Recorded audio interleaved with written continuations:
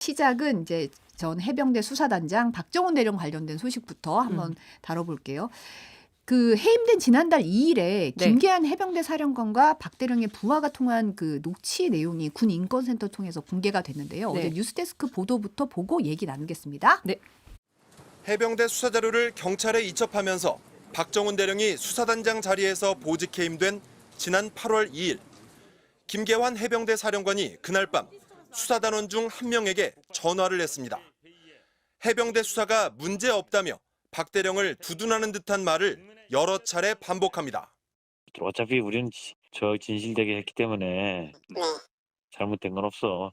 뭐 원칙과 공정하고 원칙대로 이렇게 다 했으니까 기다려보자 그래. 우리는 지금까지 뭐 거짓 없이 했으니까 됐어. 국방부 법무관리관과 통화한 기록도 갖고 있는지 묻습니다.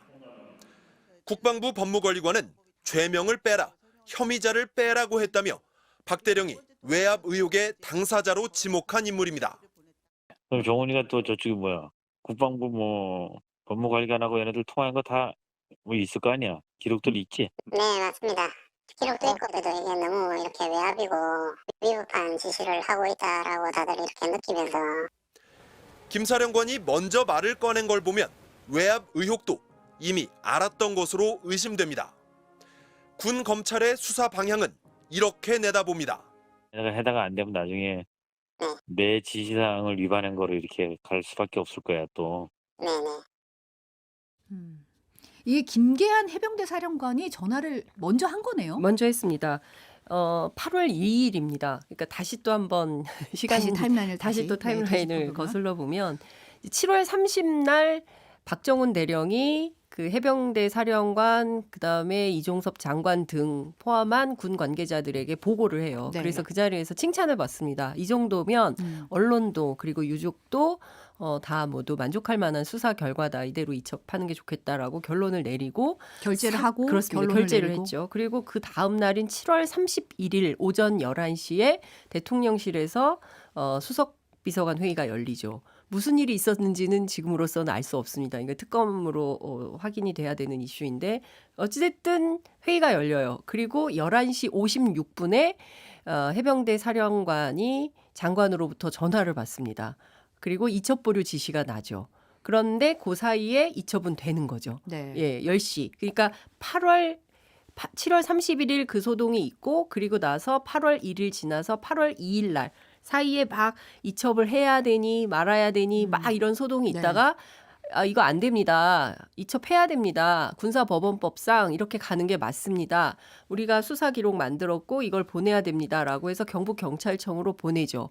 근데 이 사이에 김계환 사령관이 네. 그 박정훈 대령한테 이러면 이제 명령을 어기는 거다. 이첩 보류해라라고 하지만 이제 8월 2일 날 오전 10시에 이첩을 하죠. 그리고 그날 밤이에요. 그날 밤 21시 48분 그러니까 9시 48분에 네. 김계환 사령관이 해병대 중앙수사가 대장한테 전화를 거는 겁니다. 그러니까 이분은 어쨌든 익명을 좀 네. 보장을 현직 군인이기 때문에 네. 그 이름은 밝히지 않겠습니다. 그래서 중수대장한테 전화를 건 거예요. 전화를 걸어서 앞서 쭉 그 대화의 맥락을 보면 아시겠지만 어쨌든 이제 후배들 잘 다독이고 입단속도 하고 이게 뭐 이렇게 많이 퍼지지 않도록 해라라는 이제 당부의 얘기를 하는 겁니다. 핵심은 저는 이 포인트라고 생각합니다. 사령관이 이렇게 얘기를 하잖아요. 일단 공정하고 원칙대로 했으니 기다려보자. 그러니까 뭐냐면 우리가 수사를 공정하고 원칙대로 했으니 기다려보자. 우리 결과를 수사는 문제가 없으니까. 문제가 없어. 이 얘기를 하고 있고요. 우리는 진실되게 했기 때문에 잘못된 건 없어. 그러니까 무슨 얘기냐면 박정훈 대령의 수사가 잘 됐다는 얘기를 입증하고 있는 거예요. 8월 2일 날 이미. 그러니까 박정훈 대령의 수사가 잘못됐다거나 이것은 항명이라거나 뭐 이러면 막 화를 냈겠죠. 말이야 내가 이첩 보류하라 그랬는데 내 말도 안 듣고 말이야 막 이렇게 화를 내야 왜 이렇게 된 거냐? 왜 이렇게 된 거야? 라고 네. 따진다든지 아니면 통상의 범위에서 보면 그리고 중수대장한테 이제 중간에 이제 그 건너뛰고 가는 거잖아요. 박정훈 대령을 빼고 중수대장한테 전화를 하는 거기 때문에 야 이거 어떻게 된 거냐? 뭐 애들 분위기는 어때? 이런 거를 살피는 거거든요. 네. 수사단원들 흔들리지 않게 수사관들 잘 다독여라. 이제 이런 맥락으로 하는 건데 지금 상황에서 보면 상당히 걱정을 하는 거죠. 박정훈 대령에 대해서도 걱정을 하고 있습니다. 이런 얘기도 해요. 국방부 법무관리관하고 얘네들 통화한 거 다 있을 거 아니야. 기록들 있지? 이렇게 물어보니까 아 중수대장이 기록도 있고 그 통화할 때 저하고 지도관하고 다 회의하던 중간에 법무관리관이 막 전화를 오고 이래가지고 그 옆에서 우리 다 들었고 다 들을 때 이 너무 외압이고 위법한 지시를 하고 있다. 라고 다들 이렇게 느끼고 있어요. 라고 얘기를 합니다. 그러니까 박정훈 대령만 이 유재은 그 법무관리관으로부터 외압을 느낀 게 아니라 당시 그 현장에 함께 있었던 중수대장, 뭐 수사관, 지휘관 뭐 등등 포함해서 지도관 등등 포함해서 다 같이 이 위법한 지시다. 그다음에 외압이다라는 것을 느끼고 있었다는 게 반증이 되는 녹음 파일이 나왔다. 이렇게 네. 볼 수가 있을 것 같습니다. 그러니까 핵심은 저는 이 얘기도 있어요. 김 사령관이 이런 얘기도 해요. 그러니까 결국 지금 이 상황 때문에 본인이 책임지겠다는 거 아니야. 박정훈 대령이 책임지겠다는 거 아니야. 이렇게 하다가 안 되면 나중에 내 지시사항, 그러니까 사령관 지시사항을 위반한 거로 갈 수밖에 없을 거야. 라고 전망까지 합니다. 그러니까 지금은 뭐 항명이네. 그때 초반에는 집단 항명 네. 수괴였지 네, 않습니까? 맞아요. 그러다가 중간에 항명으로 바뀌어서 지금 이제 국방부 검찰단으로부터 조사를 받고 있는 상황인데 결국에는 지시불이행 정도로 갈 거다라고 전망을 하고 있는 거예요. 그러니까 네. 다 알고 있었어요. 이 문제는 항명도 아니고 집단 항명 수괴도 아니고 조사는 잘 됐고 말하잖아요. 진실되게 했다. 잘못된 것 없다. 공정하고 원칙대로 했으니까 기다려보자. 라고 얘기는 해놓고 국회에 나와서는 항명을 한 거다라고 주장을 한 거고 얘기를 하는 거죠. 그러니까 그 자체에 대해서는 굉장히 언행 불일치다. 이제 이런 지적을 안 할 수 없는 상황이고요. 관련해서 지금 저 박정훈 대령이 그 보직 해임이 바로 되지 않았습니까? 이첩하자마자 바로 그렇죠. 보직 해임 수사단장에서 보직 해임해버리고 그리고 상관의 정당한 명령에 복종하지 않았다라는 취지로 그리고 또 거짓말로 이종섭 장관의 명예를 훼손했다. 그러면서 군 형법상 항명 그리고 상관 명예훼손 혐의를 적용해서 지금 수사받고 있는데 네. 저는 이 통화 이게 기록 맞냐. 내용을 듣고 예. 나니까 이게 박정훈 대령한테 이게 항명을 물을 수가 있는 건가? 라는 생각이 너무 의문이 들더라고요. 너무 이제 내용을 듣고 나니까 더 그렇죠. 너무 상식적이죠. 이게 항명일까요? 그러니까 저는 그 스스로 고백을 하고 있는 겁니다. 그 김계환 사령관이 스스로 고백을 하고 도덕적으로 문제가 없다라는 것을 다 입증을 했어요. 저는 이 정도 되면 박정훈 대령 업무 복귀 시키고요. 항명이 아니라 누가 수사 외압을 한 것인지 이 수사 외압의 실체를 밝히는 차원으로 수사에 각이 바뀌어야 된다. 그래서 공수처가 속도를 내서 지금 이 사건과 관련해서 참고인 자격으로 박대령 정도로 부르고 나머지 수사가 지금 어떻게 되는 건지 알 수가 없는 상황인데 이런 정도면 이거는 수사의 포인트가 바뀌어야 된다. 그것이 상식적이고 합리적이다라는 생각이 좀 듭니다. 근데 제가 관련해서 비하인드 스토리를 조금 더 취재를 했는데요. 이 중수대장은 누구냐? 도대체 중수대장은 누구길래 이 해병대 사령관의 녹음 파일을 공개했을까? 이거 궁금하지 않습니까? 그렇죠. 근데 이 중수대장이 그러니까 해군이요.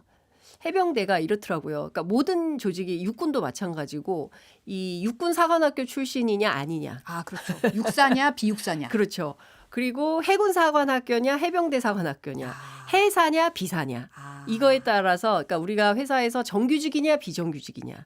뭐 대학도 서울대냐 기타대냐. 뭐 이런 거에 따라서 굳이 우리가 말하지 않아도 뭔가 좀 나누죠. 다 알 수 있잖아요. 뭔가 어떤 이렇게 뭐 특별히 설명할 수는 없지만 형언하기 어렵지만 다 알고 있는 어떤 그런 차별 뭐 이런 거 있지 않습니까? 그걸 이제 구분을 짓죠. 구분을 짓죠. 짓고 쟤 어디 뭔가 출신이야? 뭐 이런 거 다 확인하지 구분을 않습니까? 하시죠. 여기 댓글도 보시면 이제 구분 짓는 분들도 계시고 기자들 중에서도 그걸 비상하게 잘 기억하시는 분들이 있어요. 그래서 너무 뭐 신기하더라고요. 그럼요. 뭐 몇 년도 어디 뭐 어디서 뭐 했고 막 이런 거 데이터베이스가 싹 꺼내면 딱 나오더라고요. 그래서 AI가 그런 사람들 탁탁 꺼내서 맞아요, 얘기하셔서 맞아요. 깜짝깜짝 그래서 놀랄 아니, 때가 있어요. 선배는 진짜 기억력도 좋아. 우리가 그런 그러니까. 얘기 많이 네, 맞아요, 하잖아요. 맞아요. 그런 사람들이 있어요. 네. 그 갑자기 그 중에 한 사람 확 지나가긴 하는데 저도 지금 이렇게 몇 누군가 명이 막 몇 주마등처럼 스치는 분들이 있는데 예. 근데 이제 그런 게 좀 세상을 보는 시각이 네. 너무 그쪽으로 또 약간 쏠리는 경향도 그렇죠. 있어서 좀 이렇게 그거 외에 또 넘어가는 맞습니다. 우리가 정의와 원칙과 뭐 다른 게 또 있는데 그렇습니다. 또 너무 그 어느 지역이냐에 따라서 모든 게 예, 결정되듯이 맞아요. 얘기하는 게 좀 예. 아, 이게 맞나라는 그러니까 생각이 들긴 항상 해요. 그 출신 성분에 따라서 사람을 가르고 그래서 우리가 지역주의를 넘어서 좀 새로운 시대로 가야 된다고 하는데 하여튼 여태 이렇게 살고 있습니다. 그러니까 그러다 우리가 보니까 이제 또 그 많은 뭐 세상을 각- 보는 네, 또 시각 중에 맞습니다. 하나죠. 뭐 네. 그러니까 회사에서 학교에서 어디에서든 그런 걸 좀 장벽을 넘어서야 될 필요가 있는데 어쨌든 해군 안에도 이런 게 있는 거예요. 그 김계환 사령관은 해사 출신입니다. 아, 네. 그리고 이 중수대장도 해군사관학교 회사 출신이에요. 출신이고, 네. 그런데 박정훈 대령은 해병대 출신입니다. 네. 그러니까 비사 출신이기 때문에 별로 잘 대접을 못 받는 해병대 사령관이 해군사관학교 출신이니 해병대 출신이 어떤 건지 알겠죠. 이런 상황이에요. 그런데 이 중수대장이 굉장히 고민이 많았지 않겠습니까? 현직 군인이기도 하고 아, 그럼요. 내가 혹시 이 녹음 파일을 공개했을 때 발생할 수 있는 불이익이 그럼요. 예상되는 불이익이 너무 많잖아요. 네, 굉장한 용기를 내신 거네요. 그렇습니다. 그래서 이거를 한다는 것은 제가 물어봤더니 군 안에서 이 해병대 사령관의 육성 녹음 파일을 공개한다는 것은 목숨 걸고 하는 일이다. 이런 얘기를 합니다. 그러면 해사 출신인 중수대장이 왜 박정훈 대령을 위해서 목을 걸고 이 녹음 파일을 공개했을까? 이 굉장히 중요한 포인트인데요. 네. 상당히 의로운 분이라는 거죠. 그리고 이분 자체가 그런 얘기를 했대요. 그러니까 호용호제하는 사이인가 봐요. 형님 저는 다 준비가 돼 있습니다. 저는 갑자기 울컥한데 하여튼 준비가 다 돼 있습니다. 그러니까 뭐가 의로운지 저도 압니다. 이제 이런 얘기를 했다는 거죠. 그래서 그 뭐 어떤 사람은 이걸 전우회라고 표현하기도 하고 또 어떤 사람은 뭐가 정의냐. 그러니까 어쨌든 지금 보면 도처에서 좀 우리가 참 기가 막히다라는 수준으로 정의가 뭐야, 도대체 공정이라는 게 뭐야, 상식이 뭐야라고 도처에서 막 그런 게 무너지는데 어디선가는 이거를 지키고 있는 사람이 있다. 그 사람이 누구냐? 중수대장 같은 사람이라는 거죠. 그래서 또 한편에서는 박정훈 대령이 굉장히 잘 살았다. 그러니까 주변에서 상당한 선후배 간의 신망이 있으니까 심지어 사령관마저도 보직 해임 시키고 그날 밤에 중수대장한테 자기 후배니까 해사 출신 후배니까 직접 전화해가지고 박정훈 대령과 주변을 살피면서 우리는 그냥 공정하게 잘 한 거야. 원칙대로 했으니까 진실되게 했으니까 문제 없어라고 본인이 고백을 하고 있는 이런 상황이 된 거다. 그러니까 참 이 사건은 취재할수록 정말 많은 걸 생각하게 하는 그런 사건입니다. 이 사건이 어떻게 풀려갈지 많은 분들이 정의가 어디에 있는지 많이 그러니까요. 생각하게 하는 사건이 예. 아닐까 싶은데 이제 경북경찰청으로 이첩됐던 사건 관련 자료를 국방부 검찰단이 도로 회수하려는 시도에 대해서도 이 대화 내용이 공개가 됐잖아요. 네. 그러니까 이 자체가 범죄라고 얘기를 많이 했었어요. 박정훈 대령 측에서는 이 서류 자체를 왜 가져가냐. 왜냐하면 군사법원법상 해병대 안에서 발생한 3대 그러니까 첫 번째 군 사망사고, 성범죄 사고, 그다음에 군 입대 전에 발생한 사고 이 세 가지와 관련해서는 군대 안에서 조사할 권한이 없고 무조건 일반 그러니까 경찰로 이첩하도록 규정을 하고 있어요. 고 이해람 중사 사건 이후에 이제 네. 이렇게 법안이 바뀐 건데요. 그러면 당연히 이 변사 사고기 때문에 이 변사 사고에 대해서는 1차로 군대 안에서 발생했지만 1차로 어떤 일이 벌어졌는지는 그 안에서 기록을 만들고 이 기록을 검토해서 넘기는 거예요. 그러면 수사는 당연히 경찰에서 하도록 되어 있는 그래야죠. 거기 네. 때문에 군 검찰이 낄 이유가 없는 거죠. 군 검찰은 이 계통에 있지 않은 거예요. 아, 그러네요. 조사본부도 그 마찬가지, 그 네. 라인에 있지 않은 겁니다. 그러니까 해병대 안에서 예컨대 만약에 이게 육군 안에서 발생했다. 그러면 육군 무슨 뭐 보병 몇 사단 뭐 어디서 있었다. 그러면 그 부대 안에서 이 사건의 변사 기록은 만드는 거죠. 그런 다음에 이 변사 기록을 뭐 해당 경찰청으로 넘기면 되는 거예요. 군 검찰이 낄 여지가 없어요. 국방부 조사본부가 우리로 치면은 그러니까 민간으로 치면 경찰에 해당하는 건데 국방부 조사본부도 낄 여지가 없어요. 다만 이 사건에 대해서 자꾸 이첩하라고 하니까 박정훈 대령이 그런 얘기는 합니다. 아니 그러면 차라리 국방부 조사본부에서 이 사건을 가져가서 거기서 하든지 왜 자꾸 이것을 중간에 끼워서 하느냐. 아예 그럼 개통을 그렇게 해라라고 얘기도 합니다. 근데 그것도 안 했어요. 근데 여하튼 이첩한 걸 중간에 8월 2일 날 도로 가져가지 않습니까? 네. 오전 10시에 이첩을 했는데 그거를 저녁 무렵에 오후 7시 무렵에 와서 군 검찰이 직접 옵니다. 와서 그걸 가져가요. 그래서 이 자체가 문제가 있다라고 얘기를 합니다. 그런데 이 얘기도 해요. 실제로 국방부 검찰단에서 경북경찰청으로 연락이 와가지고 이 사건 기록을 정식 접수 안 한 걸로 해달라라고 네. 요청을 했다는 거예요. 그러니까 이것도 좀 이상한 거죠.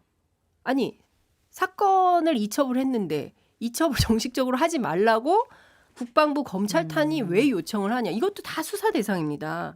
이런 상황까지 발생을 하는데요. 만약에 국방부 검찰단이 경찰로부터 그 사건을 도로 가져가면 그 순간 자기들이 발목이 잡힌다라는 얘기를 네. 중수대장이 합니다. 이게 다 왜 그랬어라는 문제가 되는 거잖아요. 도대체 그렇죠. 왜 누가 시켰어? 이런 게 문제가 되기 때문에 이제 얘기를 하고 있어요. 그러니까 중요한 포인트는 박정훈 수사단장의 항명이 중요한 게 아니고 누가 왜 이렇게 무리하면서 수사 외압을 해서 임성근 사단장을 빼려고 했었는지 그게 밝혀져야 되는 핵심 요인이 아닌가 싶습니다.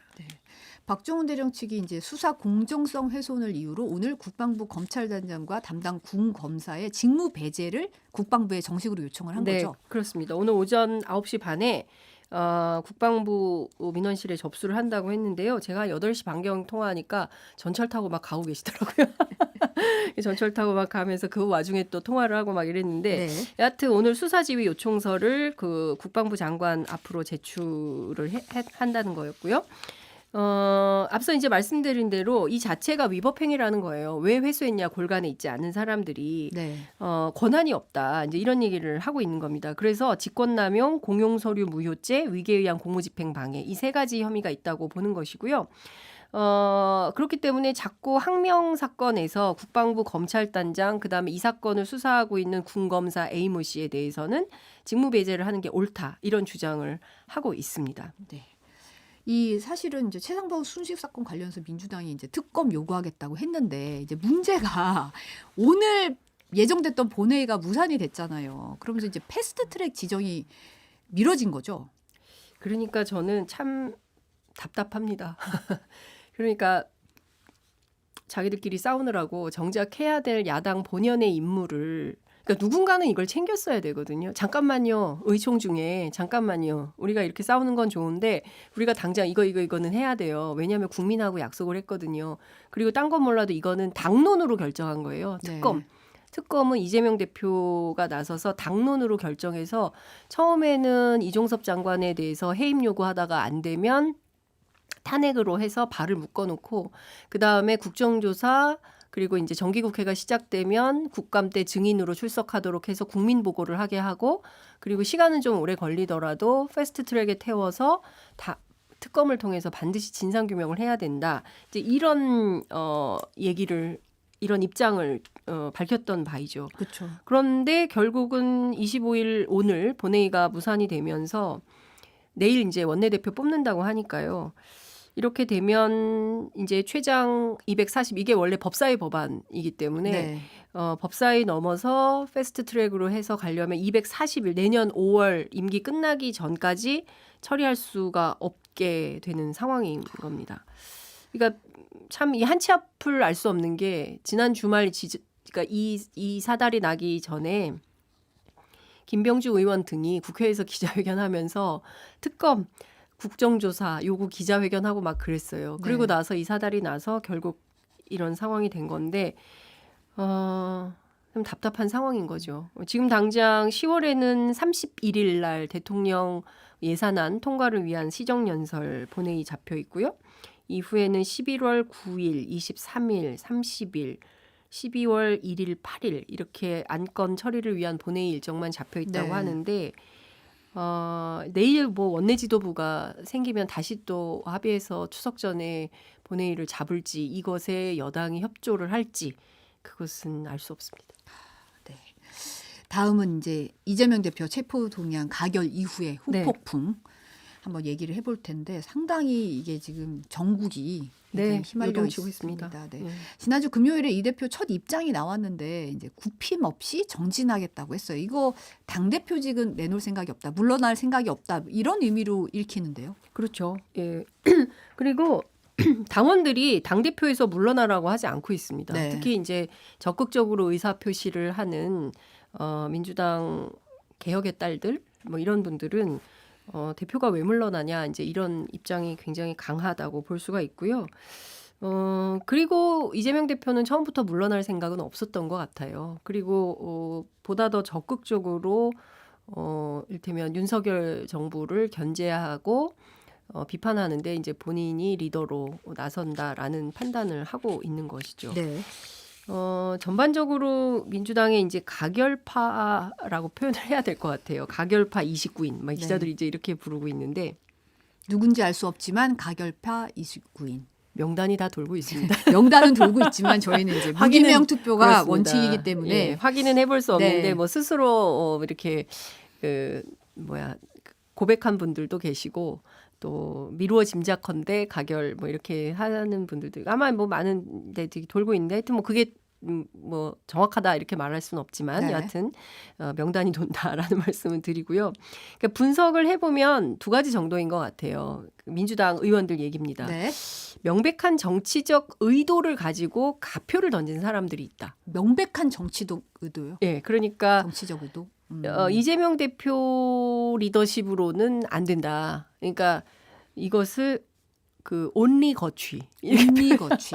이렇게 표현을 하더라고요 민주당 의원들. 그러니까 네. 이재명 대표의 거취가 제일 중요하다고 판단하는 어떤 그런 정치적 의도를 가진 사람들이 한 10여 명 되는 것 같다라고 네. 얘기를 하고 있고요.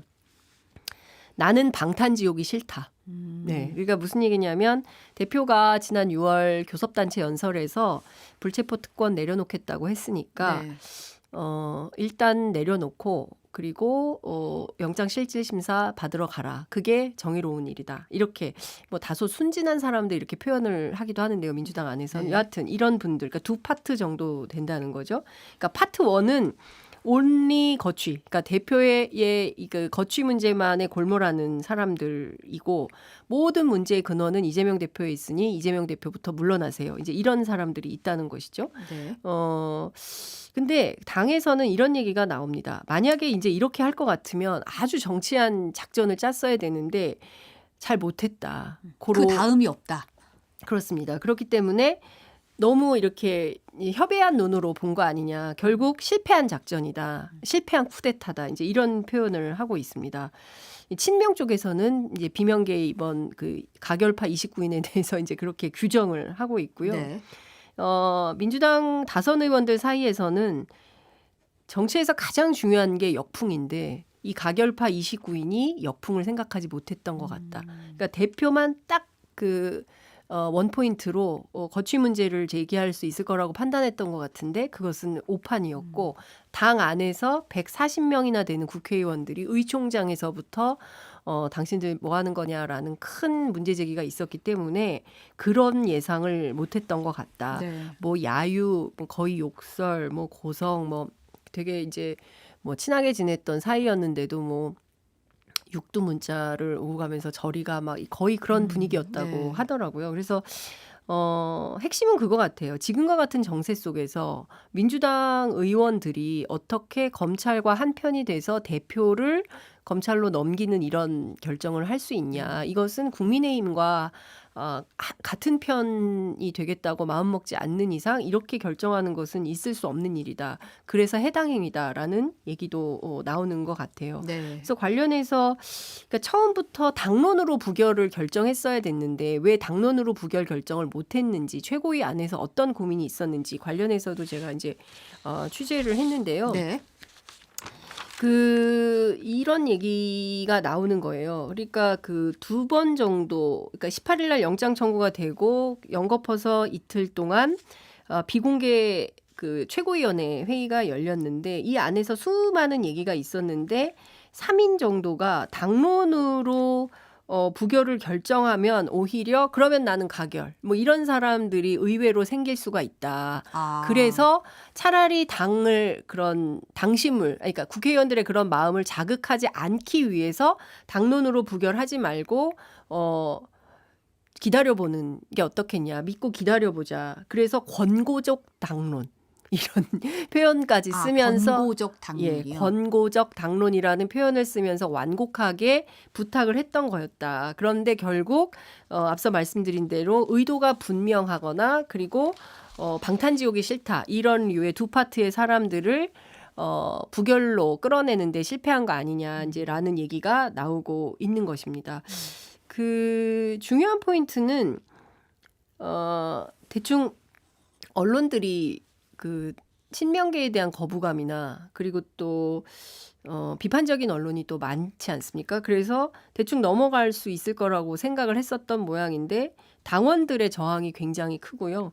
그리고 실제로 첫날은 탈당이 3,300명이었대요. 그런데 입당이 3,200명. 그러니까 입탈당의 숫자가 비슷하고 당원들의 여파가 되게 커질 거라고 생각을 했는데 제가 어제 오후, 일요일 오후 9월 24일 오후 5시 현재 확인한 탈당 수는 5,697명. 네. 입당은 27,774명. 그러니까 4배에서 5배 정도가 입당이 더 많은 그러네요. 이런 네. 상황이 되는 거고 이재명 대표가 뭐 탈당하지 말기를 권한 측면도 있겠지만 오히려 민주당을 지켜야 된다. 그러니까 윤석열 정권을 견제할 수 있는 지금으로서는 유일한 세력이 민주당이라고 보는 그런 사람들이 오히려 더 많이 몰리고 있다. 그런 측면에서 보자면 이 당에서 가결표를 찍은 소수 가결파들에게는 매우 불리한 상황 전개가 되고 있다. 이렇게 친명계는 보고 있습니다. 네. 이 대표의 영장실질심사가 내일이죠. 내일 네. 오전 10시에 예정이 돼 있는데 이제 지금 현재 상황으로는 이 대표가 출석을 한다는 거죠. 네, 제가 지난주부터 확인했을 때 처음에 이제 26일 출석 요구를 받았던 그날부터 나간다라는 거였어요. 휠체어를 타든 배드를 타고 가든 119를 타고 가든 이제 출석한다. 그래서 아마도 이 출석 때문에 단식을 중단하고 회복을 하면서 영장실질심사에 참여를 할 준비를 하고 있다. 이렇게 봐야 될 것 같습니다. 네. 영장의 핵심 쟁점 다시 한번 짚어볼까요? 뭐 이제 너무 얘기를 많이 했지만 다시 한번 또 네. 짚어드리면 첫 번째는 백현동, 네. 백현동 개발 사업 관련해서 특정경제가중처벌법상 위반 혐의로 네. 배임 혐의가 좀 되어 있고요. 또 하나는 검사 사칭 공직선거법 위반 사건과 관련된 위증교사 혐의가 있습니다. 네. 그리고 세 번째가 불법 대북 송금 사건 관련 뇌물 및 외국환 거래법 위반 혐의. 이게 쌍방울. 그렇죠. 쌍방울 대북 대북 송금 송금. 사건 800만 달러 이제 네. 이거죠. 검찰이 혐의가 소명됐다 이런 판단을 이제 법원으로부터 받아내려고 1,000쪽이 넘는 의견서를 그러니까요. 준비했다고 합니다. 이거 다 읽을 수 있는 하여튼 뭐 판사들은 많이 읽는 게 이렇게 훈련이 돼 있기 때문에 여하튼 이 1,000쪽의 의견서를 읽어야 될 것 같고요. 반대로 이재명 대표 측은 검찰이 영장에 적시한 혐의는 근거가 없다. 이거는 상당히 무리한 수사이고 구속에 이를 만한 상당성이 없다. 이렇게 주장을 하고 맞서고 있습니다. 네. 국회 주변에서는 그래서 유창훈 서울중앙지법 영장 전담 부장판사는 어떤 사람이냐. 뭐 세평, 뭐 서울대 몇 학번, 뭐 누구랑 동기, 뭐 어느 기수, 뭐 누구랑 친해, 뭐 별 얘기가 다 그러니까 각 회사의 어떤 정보 보고란에 엄청난 이제 그 중에 오보도 많고 틀린 것도 그러니까요. 많고 네. 막 이제 이런 그래서 또 뭐 어떤 국회의원 또 사과도 하고 뭐 이제 이런 일들이 김기현 의원이 사과했죠. 예. 네. 그러니까요. 그러니까 이 팩트 체크를 좀 아, 예, 그럼요. 하셔야 네. 되는데 여튼 그러니까 뭐 하여튼 그런 일이 있었어요. 그래서 지금 중요한 포인트는 구속 여부는 유창훈 판사만 안다. 그러니까 지금은 이 카더라 이렇더라 저렇더라 막 이제 이런 얘기를 하고 있는데요. 상황은 좀 그렇고요. 기자들, 법조 기자들 사이에서 제가 법조를 오래 했던 선배한테 물어보니까 도주 우려는 없다. 당대표니까. 예, 당대표기도 하고 지금 뭐 단식해서 굶고 있고 뭐 이런데 어딜 가겠냐. 그리고 주소지가 확실하다. 네. 그래서 도주의 우려는 없는데 증거인멸. 이 우려가 구속을 가르는 기준이 될 거다. 증거인멸. 예, 이렇게 보고 있습니다. 네. 그래서 검사 사칭 공직선거법 위반 사건과 관련된 위증교사 혐의가 들어갔다고 기자들은 보고 있는 것 같습니다. 아, 이게 이제 들어간 중요한 이유가 키포인트가 될 거다. 왜냐하면요, 이 사건이 21년 전 사건이에요. 21년 전. 2002년에 그때 당시에 변호사 이재명은 성남 시민내 모임에서 활동을 하고 있는 활동가였어요. 네. 시민운동가죠. 이때 당시에 추적 60분 KBS의 탐사보도 프로그램인데 네. 여기에서 특혜 의혹 분당 파큐뷰 무슨 일이 있었나 뭐 이제 이런 프로그램이 방영되는 과정에서 이제 PD하고 같이 이 준비하면서 이제 검사 사칭 논란 전화 통화하고 뭐 이제 이런 논란이 있었던 건데요. 검찰은 당시 법원이 이재명 대표가 이 프로그램 맡았던 담당 PD하고 공동 정범으로 검사 사칭에 가담을 했다. 그래서 공무원 자격 사칭죄 뭐 요걸 걸어서 당시에 지금 돌아가셨는데 당시 김병량 성남시장으로 하여금 형사처분 또는 징계처분을 받게 할 목적으로 허위 사실을 신고했다. 무고죄 이렇게 네. 판결을 한 바가 있습니다. 이 사건과 관련해서 왜 지금 그러면 21년 전 사건을 다시 갖고 왔냐? 2002년이면 네. 네. 중요한 포인트는 백현동이나 대북 송금만으로는 구속 사유가 안 될 수도 있다라고 검찰이 판단한 거 아니겠냐라고 법조 기자들은 보고 있는 겁니다. 네. 과거 사건을 끌어들여서 나온 이유는 실제로 위증교사 혐의가 크고 이것은 증거인멸의 우려가 있다고 볼 수 있기 때문에 그 점을 강조하려고 검찰이 넣은 거 아니겠냐 이제 이런 얘기를 하는데요. 최근에 박찬대 최고위원 있지 않습니까? 이제 네. 이분이 이제 대표적인 친명계 의원인데 이화영 전 부지사 부인을 접촉하고 난 다음에 이화영 전 부지사의 변호인이 해임되고 아, 그렇죠. 뭐 정신 차려 뭐 이렇게 부인이 이제 나서서 얘기를 하고 변호사가 2번이 바뀌고 그다음에 뭐 재판이 파행되고 뭐 국선 변호인이 들어오고 뭐 이런 전 과정이 사실은 증거인멸의 과정이 아니냐라고 검찰은 의심을 하고 있다는 겁니다. 이런 내용을 강조해서 구속의 상당성이 있다라고 검찰은 피력을 하려고 한다는 건데요. 아, 그래서 21년 전 사건까지 끌고 가져와서 와서 이런 전력이 있는 분이니까 앞으로도 이러이러한 게 증거인멸 가능성. 이런 게 아니겠느냐라고 좀 주장하기 위한 근거로 그게 제시가 된 그렇습니다. 거다. 네. 예. 어렵죠. 예, 그런 상황인 거예요. 그래서 그런데 이제 다른 거 다 떠나서 대북 송금 관련해서 제가 이 얘기는 꼭 좀 하고 싶은데요. 네. 한동훈 장관이 국회에 나와서 한 연설문을 다 읽지는 못했습니다. 그렇지만 그 연설문이 아니죠. 너무 길어서 연설문이라고 제가 착각을 했는데 30분 다 읽었으면 1시간 분량이 될 거라고 하는 굉장히 분량이 많더라고요. 그렇습니다. 네. 그러니까 이제 왜 구속해야 되는지 영장 청구에 대한 이제 의미를 이제 해설하는 그런 제안서 같은 거였는데요. 자신의 정치적 입지를 확보하기 위해서 조폭 출신 사업가와 결탁하여 개인적 이익을 위해 거액의 외화를 유엔 대북 제재까지 위반해가며 불법적으로 북한에 상납한 중대범죄다. 북핵 위협을 자행하는 북한을 상대로 유엔 대북 제재의 무력화를 시도하여 국제 안보까지 위협한 국기문란에 가까운 중대범죄다. 이런 얘기를 하고 있어요. 근데 이거는 확인되지 않은 거거든요. 물론 이제 영장에서 주장을 할 수 있지만 거기에 상당한 근거나 뭐 이런 자료들이 나와야 되지 않겠습니까? 근데 현재로서는 그걸 입증할 만한 자료가 없다라는 것이 실제로 검찰 들어가 봐서 조사를 받았는데 그 내용이 없다라는 것이 박균택 변호인의 설명이에요. 그러니까 뭐 상당한 내용이 있을 줄 알았는데 증거가 별로 없더라. 이재명 대표도 이제 검찰 수사 받고 나서 이제 그런 내용을 페이스북에 올리지 않았습니까? 네. 근데 그런 측면에서 보자면 이걸로 구속이 가능하겠냐라는 전망도 나오는 거죠. 근데 사실 이 대목을 읽으면서 이제 굉장히 국회에서 고성이 나오고 네. 굉장히 감정적으로 좀 고양이 되고 이랬었는데 그렇다면 이제 이 대표의 구속 가능성에 대해서는 어떻게들 보고 있는지 좀 궁금하긴 하거든요. 그러니까 김의겸 의원 같은 경우는 기각 확률이 70%다 이렇게 얘기를 하고 이런데 알 수 없다. 제가 앞서 말씀드린 대로 오로지 아는 사람은 딱 한 분, 영장 전담 부장판사만 안다. 판사만 안다. 네. 그래서 민주당 안에서 그래요. 미리 예단하고 예측해서 막 뭐 이렇게 될 거다라고 얘기하는 게 오히려 도움이 안 된다. 그냥 판사가 법률에 따라서 헌법과 양심에 따라서 판결할 수 있도록 믿고 기다리는 수밖에는 없다. 뭐 이렇게 된다, 뭐 저렇게 된다. 말하지 말자라고 얘기도 하는데 하여튼 그래도 또 말하시는 분들이 있어요. 여하튼 그런데 친명계 쪽에서는 이 정세가 이렇기 때문에 51대 49 정도로 구속 가능성이 조금 높은 거 아니냐. 이제 이렇게 전망을 하고 있습니다. 네. 근데 민주당 법률위원회 소속 법조인들 취재를 해보면요. 상식적이고 합리적인 판사라면 당연히 기각시킬 것이다. 라고 말은 합니다. 그러나 불안하다. 이렇게 내심으로. 예, 그렇게 얘기를 하고 있고요. 앞서 말씀드린 대로 광주 고검장 출신의 박균택 변호사는 오래 검사하신 분인데요. 법리로만 보면 당연히 기각이다. 그런데 지금의 정세에서 판사가 법리로만 판단할 수 있을까라는 의심이 든다는 거죠. 본인도 검사 오래 해봤지만 우리 법원이, 우리 검찰이 정치권으로부터 완전히 자유롭다.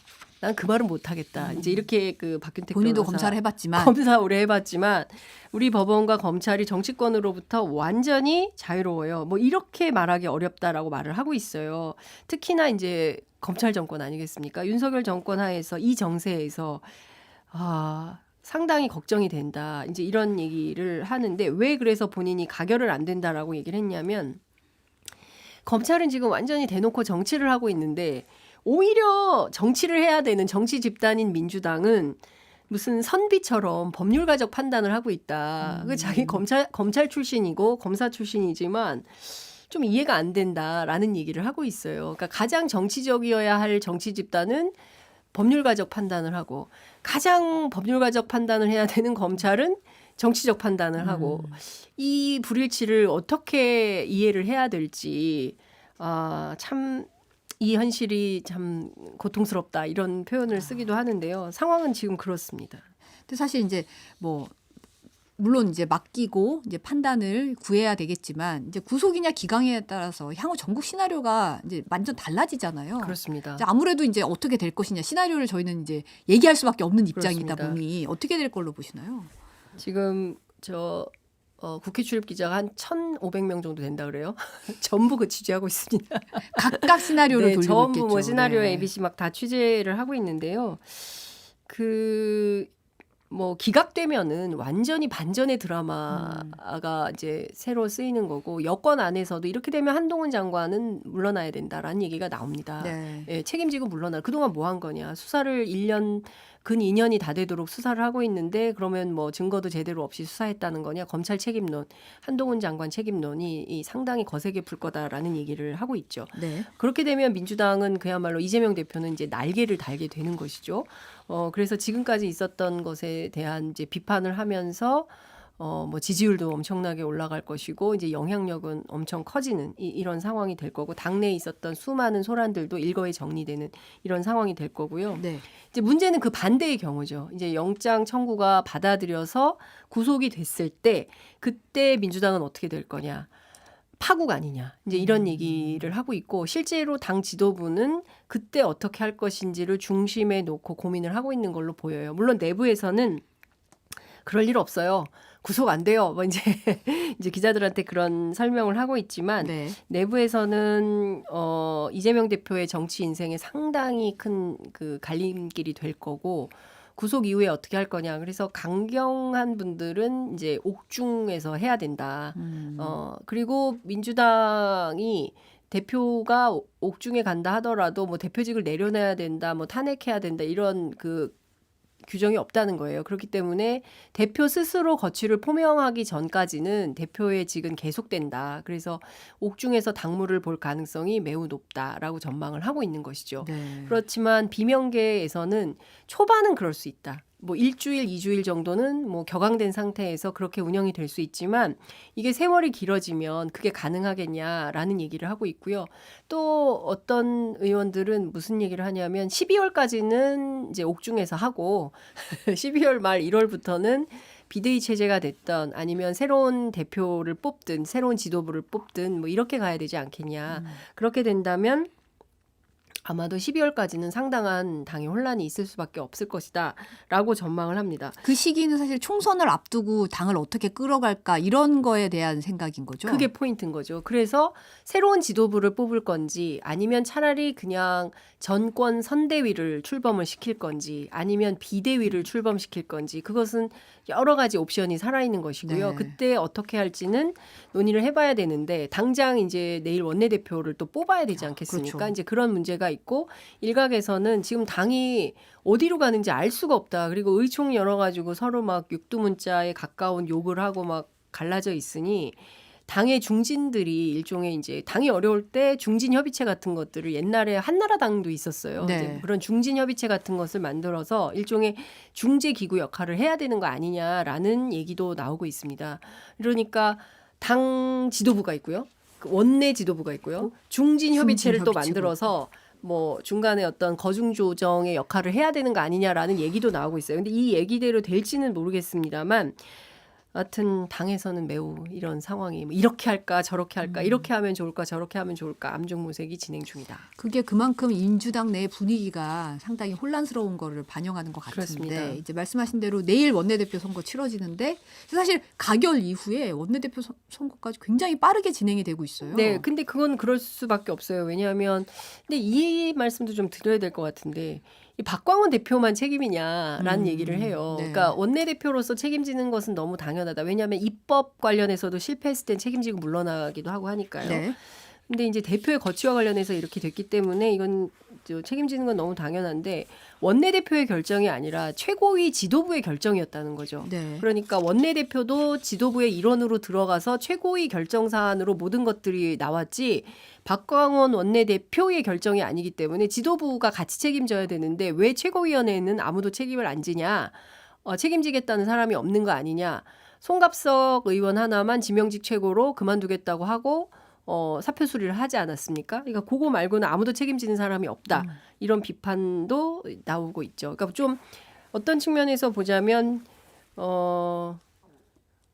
다양한 책임론이 제기되고 있다. 이렇게 볼 수 있을 것 같습니다. 지금 후보에 김민석, 남인순, 홍익표, 우원식 의원이 이제 나왔는데 네. 이제 모두 범친명계라는 표현이 등장했더라고요. 어떤 분들이시죠? 그렇죠. 일단 뭐 한 분씩 설명을 좀 드리자면 가장 먼저 입후보한 분이 삼선의 홍익표 의원이었어요. 네. 그러니까 그 의원들이요 원내대표는 자기들끼리 뽑는 반장 선거잖아요. 그러니까 누가 나를 밀어줄지 뭐 이런 것들을 다 표 계산을 좀 하면서 시작을 해요. 많지 않기 때문에. 선거의 기본이죠, 사실은. 그렇습니다. 네. 그리고 다 만나보고 사전에 전화도 합니다. 나올 거예요? 안 나올 거예요? 그럼 나 나갈 텐데 나 밀어줄 거야? 뭐 이런 얘기들을 하는데 하여튼 뭐 그런 과정이 있었더라고요. 근데 제가 다 말씀드릴 수는 없는데 하여간 상당한 대화가 있었다. 의원들 사이에. 네. 그 지난 4월에도 도전했었어요. 두 그렇죠. 번째 네. 도전이고 민주당은 재수생이 유리합니다. 예, 그래서 홍익표 의원이 이번에 나오면 이제 재수생이 되는 건데요. 대선 때는 이낙연 캠프에서 정책총괄 본부장을 했습니다. 그렇지만 지금은 친명계로부터 강력한 지지를 받고 있고 정치권 안에 제가 취재를 했을 때 정청래 의원이 상당히 세게 출마 권유를 했다. 이런 얘기가 돌고 있습니다. 네.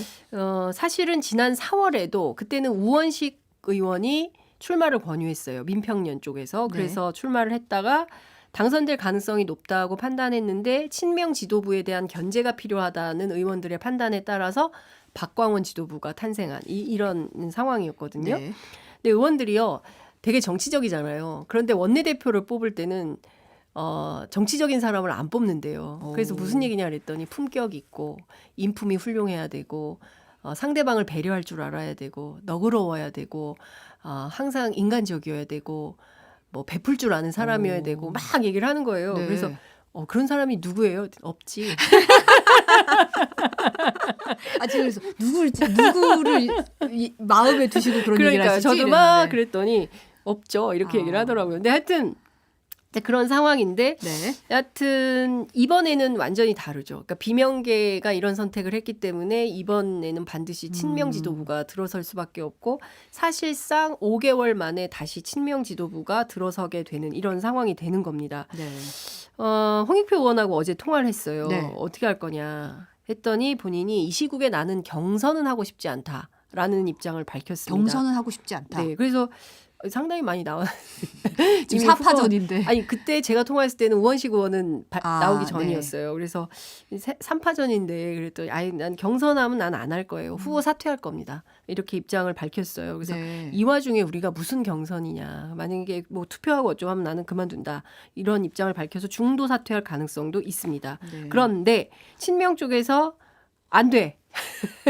출마하셔야 됩니다. 이렇게 되면 사퇴하지 않고 고할 수도 있다. 이런 얘기도 나오고 있습니다. 네. 두 번째로 후보 등록을 한 분이 남인순 의원이에요. 네. 여성운동가 출신이고요. 3선의 국회의원이고 지금 정개특위 위원장을 맡고 있습니다. 선거법 개정의 가장 중요한 키맨이라고 할 수가 있겠는데요. 네. 시민사회 출신이고 정치권 안에서는 박원순계 이렇게 통용이 되고 있는 지금은 친명계의 정치인이라고 볼 수가 있고요. 네. 당 내부에서는 한 번도 원내 수석이라든가 뭐 이런 걸 맡은 경력은 없어요. 그래서 그 리더십에 대해서 어떻게 볼 것인가에 대한 설왕설래는 있지만 당 내부에 더미래라는 모임이 있고요. 그렇죠. 그다음에 민주주의 4.0 이렇게 있는데 최대 계파죠. 더미래 쪽에서 미는 후보입니다. 네. 여기는 친문, 친명이 이제 섞여 있는 그런 모임이긴 한데요. 제가 더미래 의원 중에 한 분하고 어제 통화를 했는데, 우리 남인순 밀기로 했는데 셋씩이나 나왔다. 다 셋 다다. 지금 남인순, 홍익표, 우원식 세 분이 다 더미래예요. 그래서 셋이나 나오면 우리는 어떻게 해야 되냐 이제 이런 표현은 당황스럽다 이런 표현을 하고 있기도 합니다. 세 번째로 도전장을 낸 분이 김민석 의원이에요. 네. 지금 정책위 의장을 하고 있는데 사표는 냈죠. 그때 사무총장 이하 지명직 당직자들 근데 아직 보류는 됐으니까요. 네. 이재명 대표가 수리하지 않았습니다. 정세균계 출신이고요. 지난 전당대회 때 이재명 대표하고 경선도 했습니다. 아, 그렇죠. 탕평책 차원에서 정책위 의장을 맡긴 이런 케이스인데요. 이번에 가결 이제 사태라고 민주당은 표현을 하는데 의총이 열리고 가결파 29인에 대해서 가장 세게 아프게 비판한 걸로 지금 유명합니다. 그래서 이번에는 비명계 지지를 받기가 어려울 거다. 이제 이런 얘기가 나오고 있는데요. 네. 국민의힘과 협잡했다. 이렇게 비판하면서 이재명 대표를 엄호해서 그렇다는 겁니다. 어제 통화를 했는데요. 왜 출마를 결심하셨습니까? 라고 얘기를 하니까 원내 지도부가 사퇴하고 난 다음에 의원들이 자꾸 권해서 네. 어떻게 할까 고민하다가 토요일 저녁에 마음을 정했고 출마 결심을 했다. 이번 선거는 사명감 선거도 욕망의 선거도 능력의 선거도 아니고 방향의 선거다.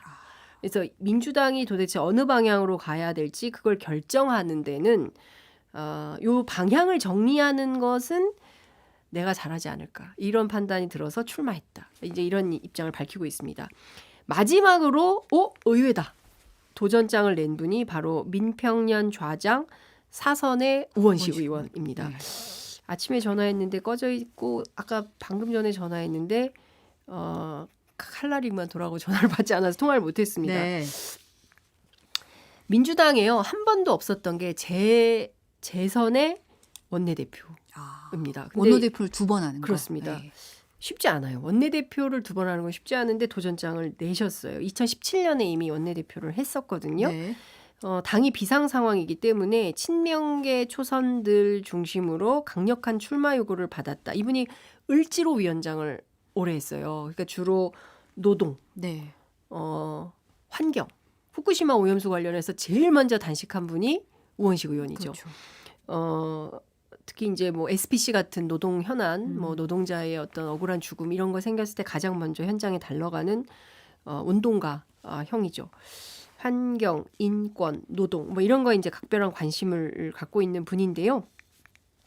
제가 더 추가 취재를 했더니 박주민 의원 등이 찾아가서 지금 세 분의 리더십으로는 당 상황이 정리가 안 될 것 같다. 그러니까 지금은 만약의 경우에 대표가 구속이 된다면 그 이후에 민주당이 어떻게 될지까지도 계산 염두에 두고 원내대표를 선출해야 되는데 좀 어렵지 않냐. 그래도 우원식 의원 정도 되는 리더십과 그 경험이 있는 분이 해야 되는 거 아니냐라는 차원에서 이게 뭐 달려가서 부탁을 했다고 합니다. 그래서 이제 나왔는데 다선 의원들은 아유, 한 번 했으면 됐지 뭘 또 하냐. 네. 이게 좀 아니지 않냐라고 평가를 합니다. 그래서 모르겠어요. 이 네 분이 이제 4파전인데 앞서 말씀드린 대로 반장 선거고 뭐 많잖아요. 인품도 좋아야 되죠. 스킨십도 좋아야 되죠. 품격 없으면 싫어한다고 하죠. 너그러워야 되죠. 너무 많아요. 조건이 까다롭고 그래서 어떤 분이 될지는 잘 모르겠는데 상당히 팽팽할 수도 있고요. 의외로 아예 현장에서 경선은 안 된다 이런 분들도 많습니다. 다선이 선수가 높을수록 이 상황에서 투표하면 안 된다. 어찌됐든 당이 화합하고 의견을 모아서 일치된 의견으로 누군가를 추대하는 방식으로 가야지 뭐 투표 끝난 다음에 누가 몇 표 찍었고 뭐 이렇게 또 싸우면 안 된다. 또 여기서 이제 뭔가가 안 된다. 그렇기 때문에 아마도 의총장에서 투표하기 전에 그러지 말고 아무개로 우리가 합시다. 이렇게 해서 투표하지 않고 단일 후보로 앞서 말씀드린 대로 뭐 그렇게 결정이 될 수도 있고요. 또 안 된다. 뭐 이렇게 또 이제 남인순 캠프 취재를 해보니까 벌써 캠프가 있어요. 취재를 해보니까 우리는 그냥 고다. 그냥 간다. 예. 그래서 투표할 수도 있고요. 그래서 지금은 예측할 수 없다. 근데 지금 당내 상황은 이렇다. 제가 뉴스바사삭 들어오기 10분 전까지 확인한 12시 20분까지 확인한 내용입니다. 오늘 여기까지 듣겠습니다. 여의도 인사이드 장윤선 기자였습니다. 오늘 감사합니다. 네, 고맙습니다.